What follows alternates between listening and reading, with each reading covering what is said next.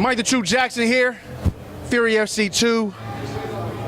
I'm here with tonight's winner, and that has to be the most devastating knockout I've seen in your career, Mr. Hollis. Ryan Hollis. Okay, you changed your Twitter name. What's your new Twitter handle? My new Twitter handle is at UFC Guru 09. Oh, you didn't change it? I don't think so. Oh. Or it might be just at Ryan Hollis. Your shit was spamming me, so I had to like click on it. Yeah. And then Russian dudes hacking me. Stop clicking that shit, Ryan. Stop clicking that shit. It's porn. So look, man, you're taking on Humberto De Leon. We haven't seen him in quite a while, but I believe he was on a list of a while back of people that you wanted to fight. Is that correct? Yes, sir. He's one of the first guys that started in my weight class in Houston. So, of course, you always want to be you want to come up and you want to fight the guys that you was watching. When I wasn't even fighting amateur yet. So, right. It's nice to come in here and get to fight. One of the guys who started it all in my weight class around here. So. They offer you to fight. I'm assuming you being Ryan Hollis, you immediately accepted that fight. Yes, sir. What was the mindset going into the fight with someone of his pedigree? As an amateur, he was a very much decorated champion. He's faced some solid competition as a professional. And was that a booger or blood? That's blood. It's blood. He made you bleed your own blood? Yeah, he elbowed me in the nose, man. I thought I felt it. My eyes started watering. I was like, man, I hope nobody sees me, thinks I'm crying. Going into the fight, it seemed like you definitely wanted to use your range and control and dictate the pace of the fight. Assuming that was the game plan? Yeah, I knew he was going to stand up and, trade with me a little bit.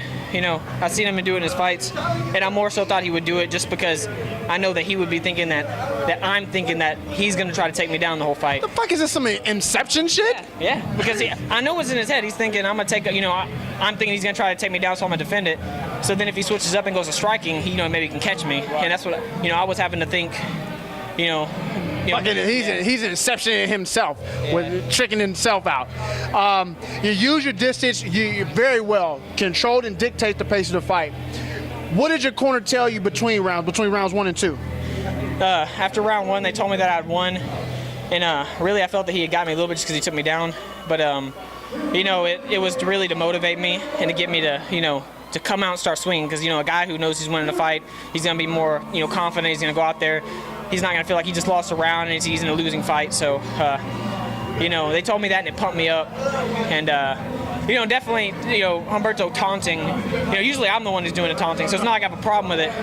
But, he was sitting there slapping his knee and being like, oh, that ain't nothing, and, it was weird because usually I'm doing that. And I knew he was doing it to try to throw me off. But, part of that Inception, man. Yeah. it's that triple thinking, man. Like, I don't know, but,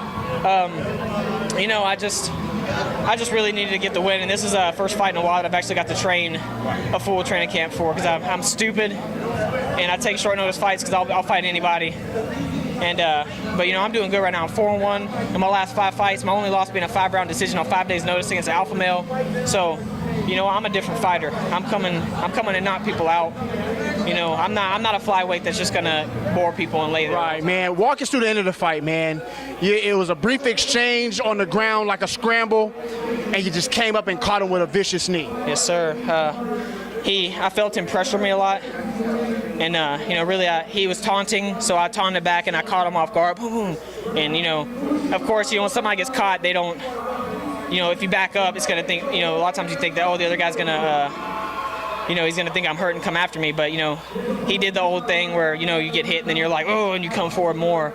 And I knew that, I didn't know I was going to catch him with the knee, but, I felt him pressure me and I was just going to try to throw something and catch him, because I felt like I'd hurt him before that. So, and bam, goes the dynamite. Ryan Hollis, congratulations on your win, my man. Thank you, sir.